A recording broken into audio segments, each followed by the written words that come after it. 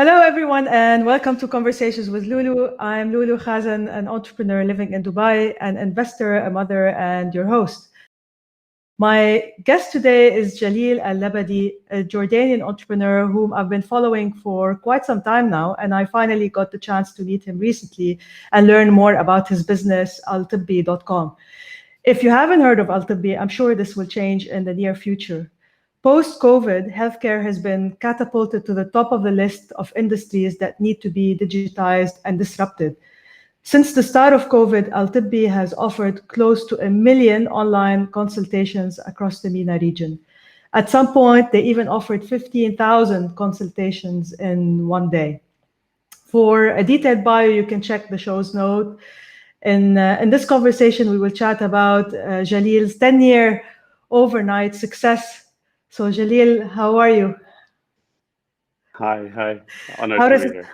how does it feel to have a 10-year overnight success? And it feels Working weird on it. working on it. Working on it. And also, it depends how you define success. It's a That's a long way. that's a great point.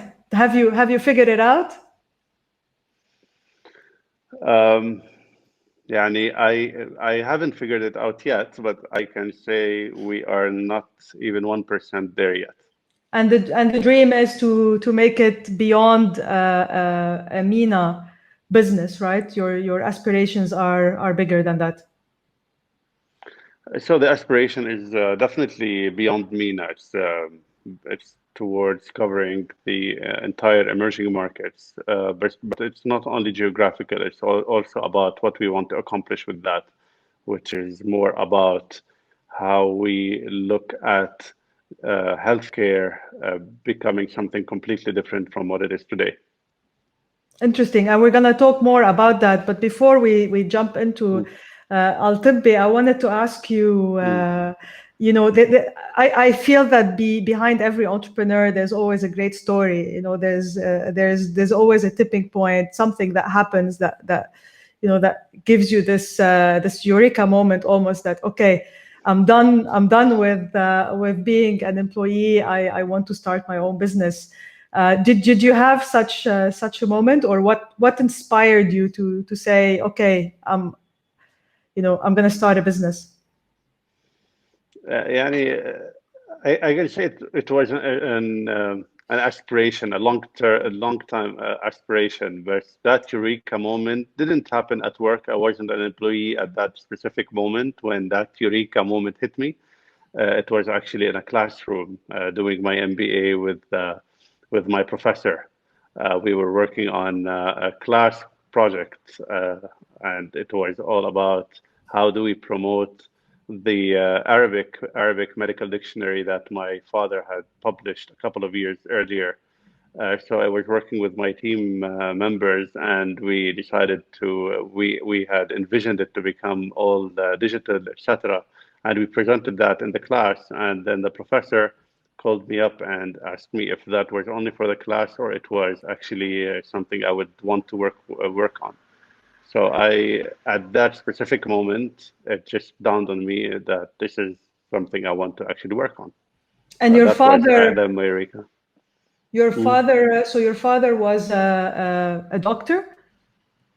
My father is a doctor, he's a surgeon, yes, and he is not only a surgeon, he actually wrote multiple books about health awareness and how to spread health awareness. But his uh, major work and the thing that he's until now the mostly proud of is the medical dictionary, which he wanted to facilitate the communication between doctors and patients in the region. Because that's not something that existed before. Actually, it is the first Arabic medical dictionary. It sounds unreal, but it is true. All Wow. medical dictionaries in the region are English, Arabic, French, Arabic. And part of that reason is that medical schools in the Arab world until today teach medicine in English or French, not in Arabic. Students needed, or medical students needed more English to Arabic dictionaries than Arabic because that was not the priority. So you started basically almost a WebMD, right? In Arabic initially. Is that was the origins of the business? So you took the content and then you put it online in Arabic, and then you decided one day that what I'm gonna do this full time, like. Exactly. So this is So what why? happened. Why did you decide that, okay, I'm going to forego a very nice salary because I know that you used to work in multinationals, before you did your MBA. Mhm. You're a young man at the time, Arab man. Obviously, the expectations are you have to raise a family and pay the bills. So you decided, no, I'm not going to get a job. I'm going to pursue this. Yeah, it is crazy. I do admit. It How old wasn't. were you at the time? I wasn't that young actually. I was 29. 29. Yeah. Okay. And then what did Many. you do? So you were in the US doing your MBA, and then what happened? I picked up and came back to Jordan after about 12 years living abroad, and started thinking about how do I start the business, renting an office or not, hiring people or working with an agency to develop the website, all going to the government offices to register the company, working with a lawyer, all that kind of stuff. Yeah. And why did you decide on Jordan? Very great question. I don't have a straight answer for that. I think it was just a comfort zone. I wanted to start a completely crazy idea, so I wanted at least my surroundings to be comfortable to me. I had family here. I had friends. I had not been living here for 12 years prior, but still, I thought it would be an easier place for me to jump in. Okay, so you started the business. You were paying obviously probably out of pocket initially, and then you Mhm. were making revenue. So it took us about a year and a half before we started making any revenue from advertising. Yeah, we needed to drive some traffic before we can actually claim some advertising. At the beginning, of course, we did start making some money from Google Ads, but the real breakthrough came when we actually were approached by Shweri, advertising group, and they proposed to take us on board as their medical advertising platform, and that's when we started making some real revenue. Interesting. And that at the time it was the dictionary, but were you still also creating content? You were still putting like articles about health, I assume, and. Oh yeah, yeah. I mean, think of that. When my father spent about 20 years to write a dictionary that had 15,000 terms in, let's say, about 1,000 pages. Uh, Today, Altibbi has 2 million pages of content, and we Wow. cover more than 100,000 terms in terms of in a dictionary kind of way. So you started in 2011, then you had the advertising model, and then one day you thought, okay, this is not going to be the business. Like, take me through your thinking, and I know that you've decided to change the business model at some point. So what happened there? Yeah, it wasn't an overnight thought. Let's put it there. It So took us tell me quite a the lot. story. What We happened? were making it's just an evolution in thinking. I mean, we were making money, we were making revenues, and they were growing steadily, but it was slower than what we wanted and what we dreamed of. When you embark on a journey like this, you really want to make something really big. You don't want to make it barely surviving kind of business. So when it is only barely surviving and it's just increasing 5 to 10% year on year, this is not what you would be aspiring for. And that was leading us to frustration. And we started digging around and seeing what do patients actually want, what can we think about to make this different kinds of money. And one of our major or more successful features on Altibbi was actually a free Q&A platform where doctors were answering free questions to patients, and patients were adopting and increasingly using that feature. So we realized that there's something in that interaction between the doctor and the patient. Patients just wanted to read content, and that's definitely impactful and helpful, but then they wanted something more, something different. Each patient thinks that his or her case is unique to him or herself. So the generic content is not enough. They wanted something more, and that's when we started, building something around that, and we decided this would be the way forward to scale.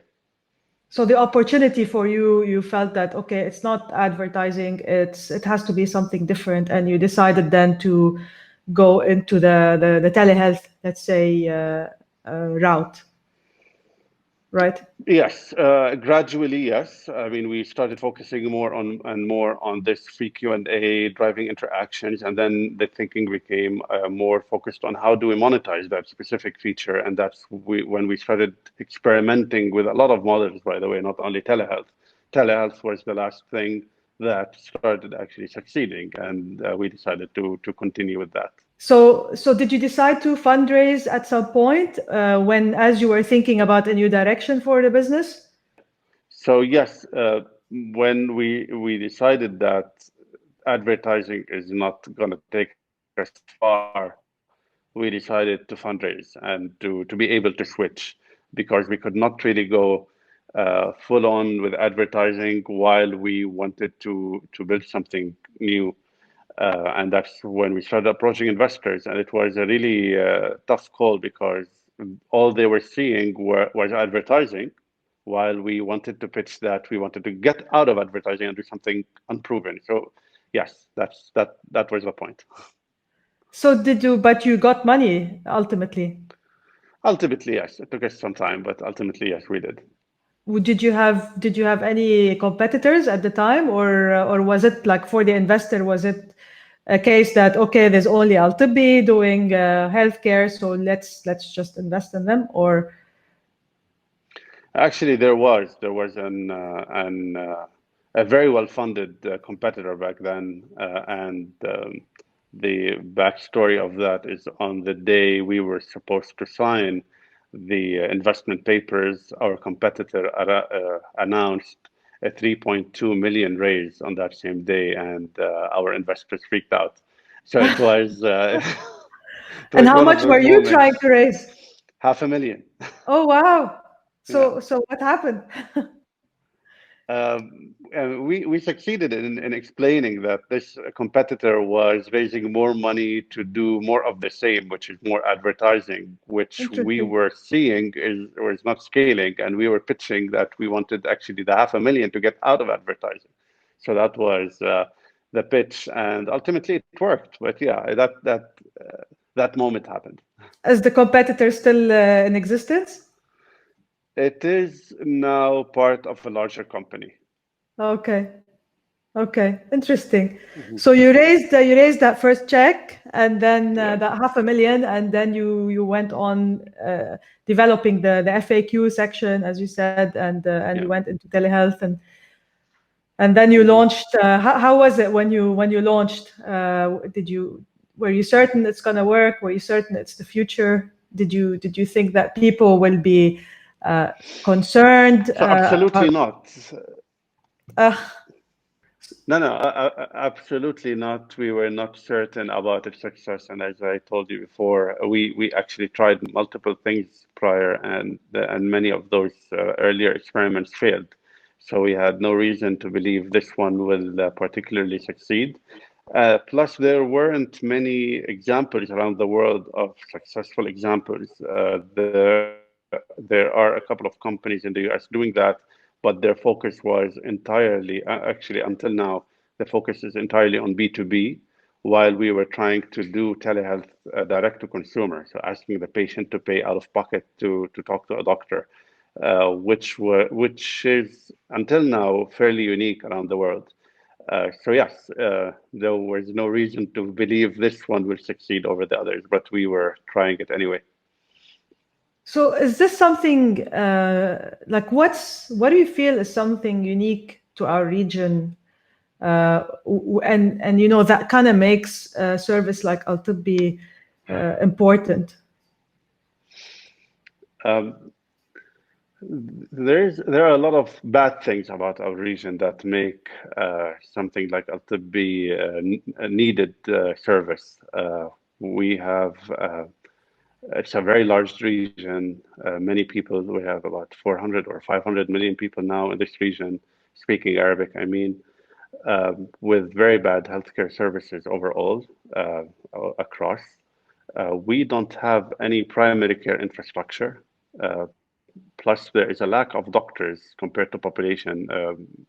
If you compare that to other regions in the world. Plus, on top of all of that, insurance is not widespread. So yeah, these were the ingredients we were seeing, and that gave us some some confidence about trying a service like this and targeting consumers directly. Uh, it, it, it it took us some time, of course, to make all these different little things work fine to attract and scale with consumers. But we were seeing that customers and patients were actually very adamant on this. They needed it. It had a lot of impact, and we were seeing numbers going up. How much do you charge? So, for example, for like how does it work? We normally charge $5 a month to get unlimited telehealth consultations 24/7 with a trusted, qualified primary care doctor Wow, within 5 minutes. wow. And by primary care, this is a GP, basically, Yes, exactly. like a family medicine type doctor. Exactly. Exactly. And you haven't expanded into other like let's say specialties. So we don't want to expand in the traditional sense of doing that. We want to expand vertically. So the whole idea is that patients need to see a primary care doctor before seeing a specialist, and this is our triage service. This is our first line of defense for the patient. Where a patient comes in with a trusted opinion, we can actually solve 50 to 60% of the cases we're getting. And if the cases cannot be solved over the phone or chat, then we do refer to the right specialist to take care of this case. This is the way we look at it. We are trying to digitize the way healthcare is managed in Europe, for example, or the US, and do it here in a much more scalable, efficient way so that we can drive as much access as possible in this region. That's amazing. It's funny, you know, you said the region is different, and I mean, obviously, we all know that the region is quite fragmented. And Mm, like as an example, you know, I live in Dubai. In Dubai, health insurance is mandatory, right? mhm, And you can't be here unless you have health insurance. So, for example, like for me, you know, but of course, like having the ability to access someone 24/7, that's amazing. But in Lebanon, as an example, I mean, I'm Lebanese, you know, you don't really have health insurance that's mandatory, and you don't have good infrastructure. Absolutely. So when you go to the doctor, it's damn expensive.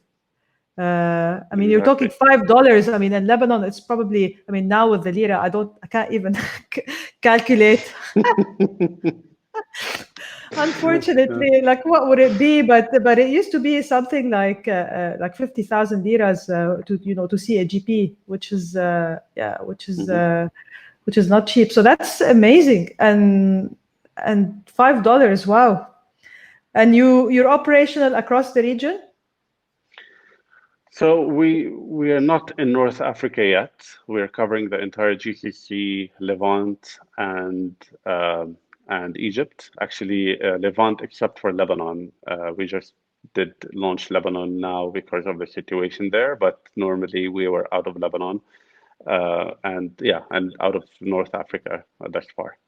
And I saw on your social media that you've recently said that you're waiving all fees for Lebanon at the That's right. moment, That's right. which is which is amazing. I'm sure many people would make use of the service. Actually, I can only imagine.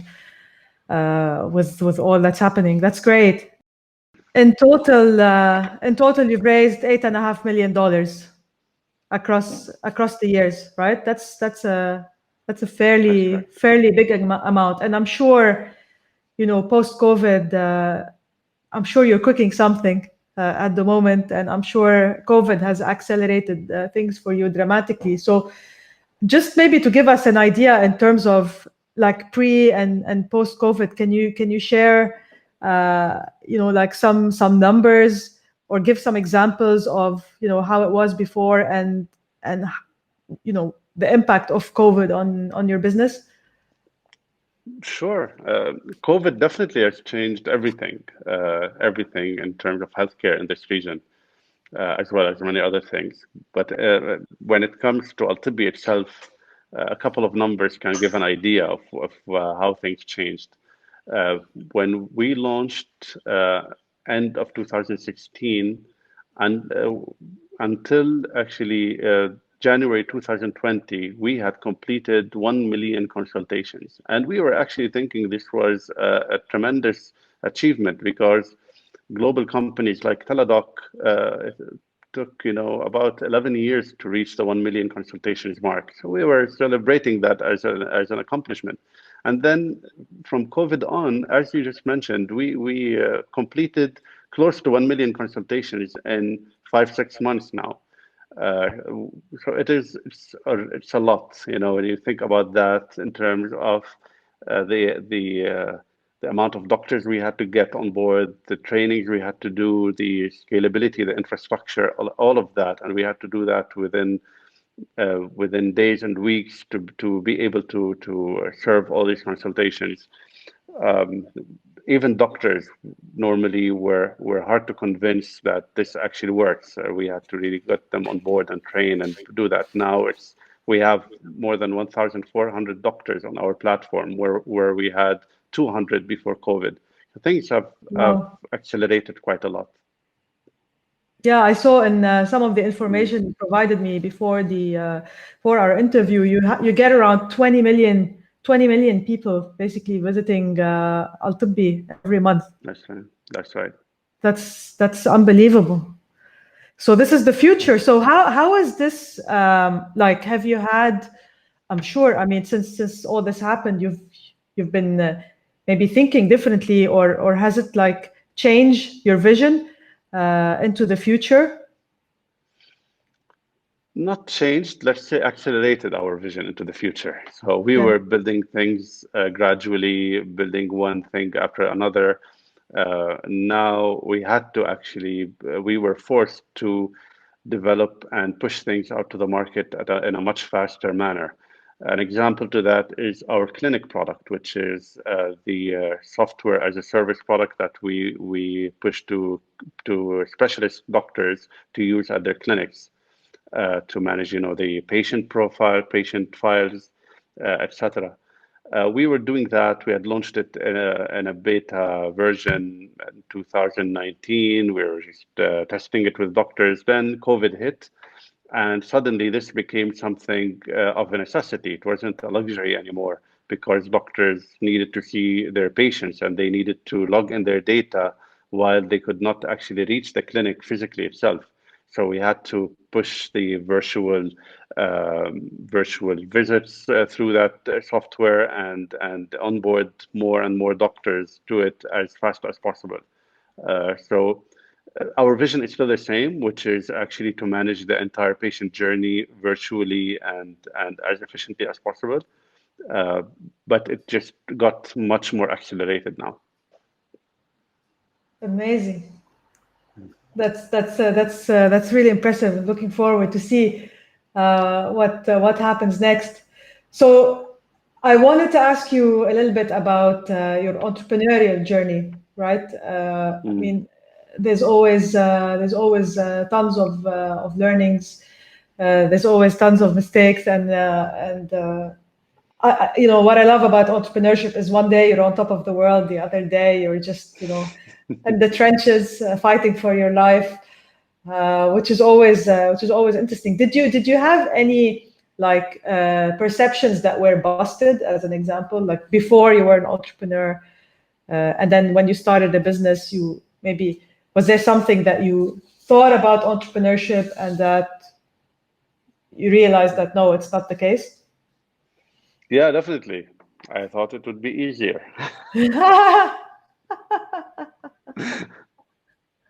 Definitely. Yeah, they make it look so glamorous, right? Like Absolutely.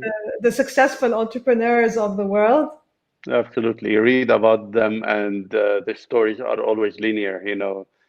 They did this, they did that, and suddenly they're rich and famous. And Yeah. in reality, it's absolutely not that. And you realize there are a lot of circles in between that nobody talks about. Was there points at all in your journey? I mean, 2011, so almost 9 years, almost 10 years now. Mhm. So were there points in your journey where you thought like this is not gonna work? Like I'm gonna shut it down, or this is not working? Many times. Many times. Many times. And what stopped you? Can I don't know. I think sometimes, I mean, the last time I had this, I actually had one of my major investors call me in and giving me this very big talk and encouraging me to stay on and to calm down and persist. And yeah, thankfully I listened to him. The ones before, I think there's a mix of naiveness and maybe I don't know, maybe stupidity and maybe just sheer optimism. It's just you believe it will happen. Just keep doing it. It will change. Thankfully for me, it worked every time. We're still in, but the journey is still long. Do you feel I mean, I've spoken to several entrepreneurs on this show already, Mm, and one of them recently told me he was one of the co-founders of Talabat, and he said, if you think entrepreneurship is being smart and hard work, like you're wrong. It's not only that. I mean, obviously, it's for granted, but he said luck, plays a big role in it. mhm. Do you agree? Absolutely. I mean, we just started the conversation with that, right? I got lucky that my father actually wrote this dictionary, and I happened to be his son and started helping him on it and worked with it, and got lucky that a professor actually said those words to me, and that eureka moment happened. And yeah, along the years, many lucky things happened, many less lucky things happened as well. So it's can't disagree with that statement.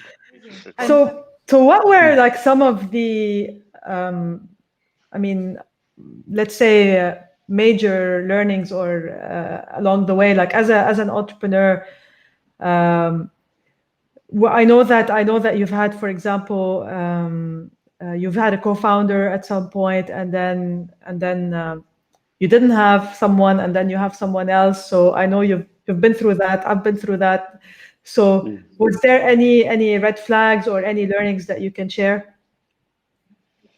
Look, unfortunately, for me, it was for a long time a very lonely journey. I was this whole founder or this whole managing partner, at least in this journey, and I needed someone to really work with me and hold take some of the responsibilities from me. It became a bit overwhelming, and that's something I try to pass along as a lesson learned, that it's a really tough and lonely journey, and you need always someone with you to really help you with that.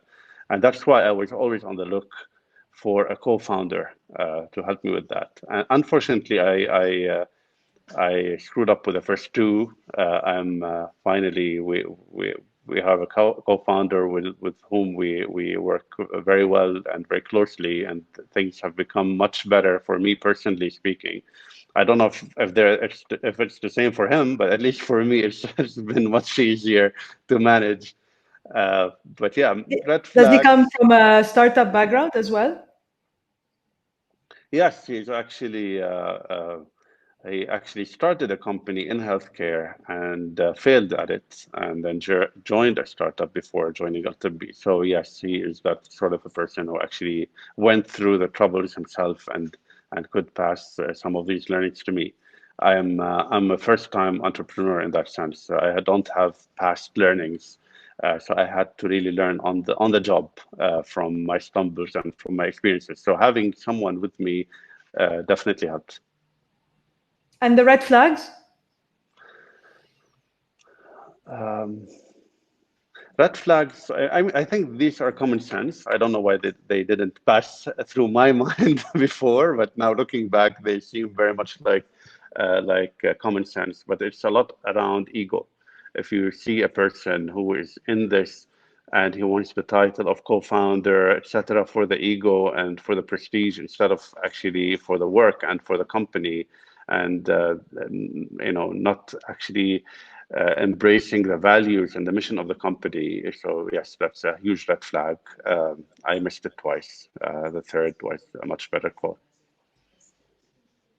That's good. So we always learn from our mistakes. Yeah.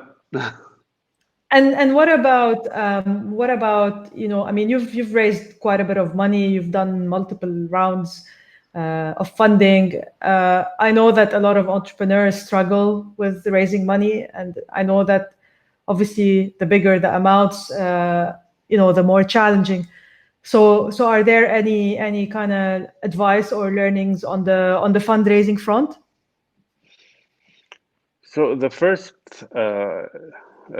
thing I really would like to say is that fundraising is not the game itself.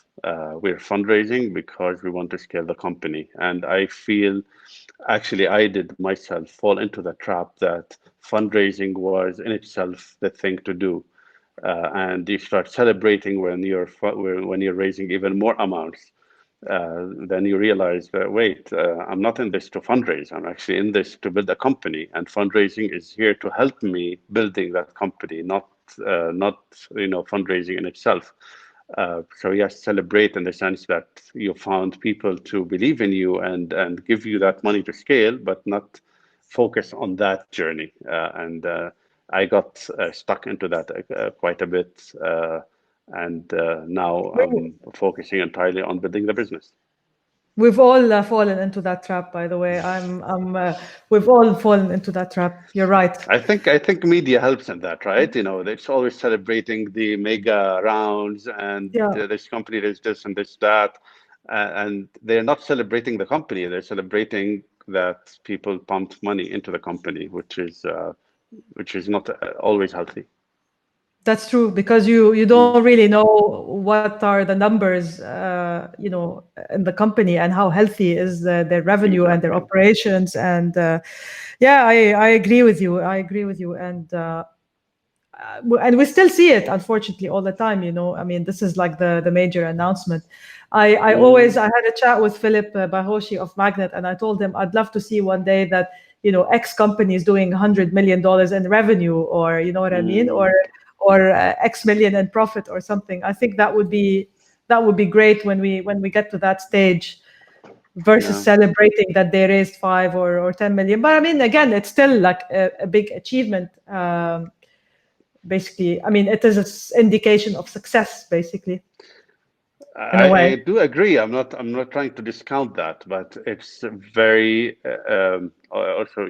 I mean, people need to remain with their feet on the ground and realize that okay, they got now the big amount of money, and it's now about building the company, not about yeah, I raised this money and that this money becomes the metric of success. It's not. It's part of or an indication or something along the journey to indicate that you're on the right track or not. Absolutely.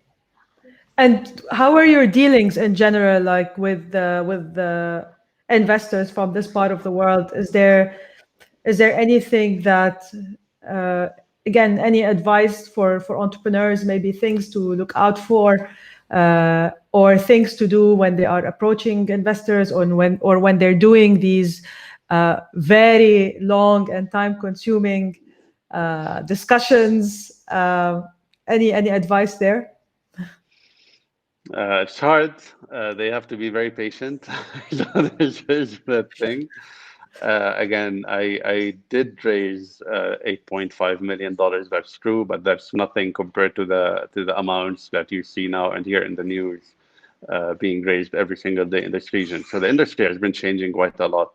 The investors themselves have been changing and growing. And so if you look back 5, 6, or 10 years ago, investors were just as new as we were to the business. So as I said, I was learning on the job, and they were too. They were learning on the job. So things were being, built up. Today, I think they're much more sophisticated. Lawyers are much more sophisticated, etc. Back in the days, nobody knew anything.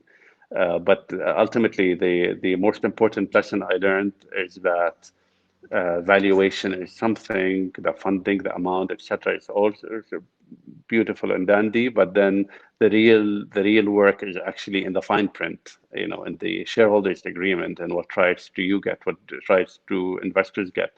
And this is where I used to be super naive and not understand how important they were. And then with time, you realize, this is the real battle. And even if you lose a bit on the valuation, the important thing is to protect yourself and the company with those two clauses here and there. It's interesting because you would think that the investor and the entrepreneurs, let's say, interests, should align, and the company's interests should align. And I'm surprised sometimes to hear that founders had, for example, very punitive type of clauses in their shareholders agreements and so on, because if the founder loses their motivation or their incentives, then there's no business, right? I mean, what's the thinking there? You're right. I mean, look, in case my investors are watching, I don't mean them. They will be watching. Yeah, so I had I had super amazing investors. So I don't No, mean but I mean, them. in general, you hear this all the time, Jalil. This is not, Yeah. No, see, look, the reality of it is that yes, and the theory is exactly what you were saying. We should be aligned. It's all about growing the company, and it's all about making the best for both. At the end of the day, theoretically, we're partners, and this is a partnership. We're both in. In reality, it's a bit different. In reality, we're people, and investors are not managing their own money. They're managing LP's money. And it took me quite some time to understand this. Uh, Sometimes they act as people, and this is not necessarily aligned with the theory of it. So just to clarify to everyone, an LP is basically a Mm, limited partner in a venture capital fund. So these are the people that actually put in the money that the general exactly. partners end up investing. So Exactly. you're saying, okay, so the most important then lesson is to be very careful about your shareholders agreement. Assume hire very good lawyers. Actually, so to interrupt you, you actually have to really careful about which investors you want to take on board. This is even before the shareholders agreement. And do you have any flags, any learnings? Like what's a good sign? Or I mean, where do you start? I mean, you're probably like, I'm sure you're probably fundraising. If not now, I'm sure you will very soon. So what do you look for as Jalil for Altibbi? Um, Ideally, you'd be looking at investors who do act as the theory asks them to do. So to be aligned with you, be real partners, to be constructive and work together on building this business forward. And then when they're partners, then they do understand there are downtimes and there are uptimes, and they should be in this in the good and the bad. This is the most important thing. How do you achieve that kind of partnership is the real work. This is where you have to, it's like, onboarding a team member or a co-founder. You have to do your job. It's a lot of common sense. You have to listen to the red flags. It's a lot of all of that. At the end of the day, think about investors as people you're getting on board. forget the money for a minute and think about it as bringing someone on this journey, and you really want to be super comfortable with them. You will be doing mistakes. We all did mistakes, a lot of them, but ultimately this is what you keep aspiring for. So yeah, when now if I'm talking to investors and it becomes serious, I do the complete due diligence of them, just as I do with a new employee I'm getting on board. I want to listen to other portfolio companies. How was their experiences with them? How was their dealings with them? How were their terms legally, and how did they act in the bad times? So you listen to all of that, and then you make a 360 understanding or impression of these investors you want to work with. I mean, absolutely. I feel that, when we started 2011, for me, like 2012, there weren't a lot of investors around. So usually the due diligence was on the entrepreneur. I think we were at a point where, there's a bit of a shift now where entrepreneurs are also doing due diligence on the investors. As you said, are they the right partners for me? And I agree with you. It's absolutely critical. Absolutely critical. Yeah, it takes maturity on both sides. I mean, this is something that is happening in this region, and I'm seeing very good signs, and I love that. I mean, if you compare that to the years we started, yeah, there is a huge shift. I think you need humility, Jalil. Like the problem is sometimes that, as you said, we were all learning. Everyone was learning. The lawyers, the investors, the entrepreneurs. I mean, you're a first-time entrepreneur. I was a first-time entrepreneur as well. So there's quite a bit. It's not like we've done it before many times, and sometimes it's good to say, what, we were learning, but you don't really hear that very often from investors. There's always like a lot of confidence, a lot of don't want to say ego, but it's as if like we knew it. No, I think it is ego. There's a lot of ego. Yeah. So everyone was learning. So I don't think there's no there's no shame in saying that. But things are definitely different at the moment and definitely changing, which is good, which is very good. Absolutely. I mean, before that, investors had the money and they were in the position of power. There were few investors and a lot of entrepreneurs asking for their money. So they were acting as from a position of power. Today, this has changed, and you can see that. You can see that in the interactions, in the shareholders' agreements, in the term sheets. Things have changed quite a lot in that sense.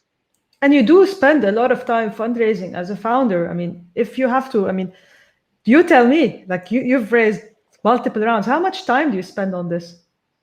Not as much as before. Okay. I learned my lessons. That's good.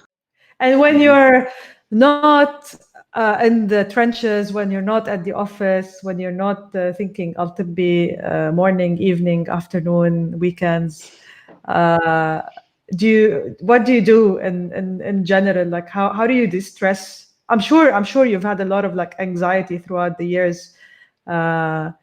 Sometimes I went through stressful times, and they were so stressful. Like I feel physically sick. My stomach actually hurts. So I'm sure at your level you've probably been through this. So how do you de-stress, or what do you do outside of Altibbi? Outside of Altibbi, I have a big family. So yeah, they keep How me big? distressed. I have 4 kids. 4 kids. Wow. Yeah, so خليلك they إياهم. take up a lot of my time. So that's a lot of distressing in itself. And then I do have hobbies. I do read and play sports. So I do kind of forget about Altibbi for some time in my day. So do you have like a routine? I mean, you read about, successful people waking up at 5 o'clock and, training and doing all these things. Do you have like a routine, or not necessarily? I do, but it's not dictated by the books I read about successful people. It's mostly dictated by the family. So yeah, my son wakes me up normally at 5:36, and I have to wake up with him, play, and prepare breakfast, and the other kids come in. So yeah, this is my routine in that sense. But yeah, I do dedicate at least half an hour to an hour to read every day. I do play sports 3 times a week, and That's try great. to eat healthy, stay healthy, and yeah, Interesting. simple as that. Interesting. So you Mm. so you keep it simple. Let's say you don't have to uh, be very strict with yourself. Yes, I don't believe in that. I do believe in Yeah. simplicity. Yeah, I agree with you. I feel that there's enough Mm. stress in life already than to have a routine that you have to stick to, even though some people say that it's very helpful. So Yeah, some people do. I don't. you don't, yeah, that's good. That's good. Um, I think do you have any parting thoughts or, anything that you'd like to leave us with? We started off with the definition of success and you spoke about Altibbi, but what about personal success? Have you determined what that is? Uh, I mean, personal success is definitely to be happy, to have a happy family. That's the ultimate definition of success to me. But then it becomes a bit intertwined with what we do. Like many philosophers define the person for what this person does. So it becomes a bit more connected with Altibbi success. And I definitely do want Altibbi to grow and fulfill the dream we have. But I don't want to connect my personal satisfaction in life with that alone. That's the struggle. That's very important. And by the way, that's a lot of Mm, entrepreneurs have that. Their company's success is their success as well. But I also find it dangerous, considering hmm considering statistically, uh, mm, a lot of companies don't really make it. So I think exactly. and we read a lot about entrepreneurs' depression and loneliness and all of that. So I think there is a small caveat there, and always keep them as much as you can separate, even though it's your baby. E- Exactly. That's Exactly. why, as I've an been through that. entrepreneur, So, you live and learn. yeah, when people tell you don't take it personally, oh well, that's my company. It's very difficult. Exactly. Exactly. 100%. Okay, Yeah. well, thank you so much, Jalil. It was great having you on the show. For everybody that was listening, that was Jalil Allabadi from altibbi.com. You should definitely go out and check his website. Amazing service, 24/7 doctors, $5 a month, really unbeatable prices and unbeatable value. I think definitely would love to see where Altibbi goes in the future. For everyone who's been listening, thank you so much. And don't forget to subscribe to Conversations with Loulou on all podcast platforms and also on our YouTube channel. Thank you so much and stay safe. And until next time, thank you so much, everyone. Bye bye. I'd love to hear your feedback. You can support the show by subscribing for free and leaving us a review on any of the platforms. Until next time, stay safe, everyone.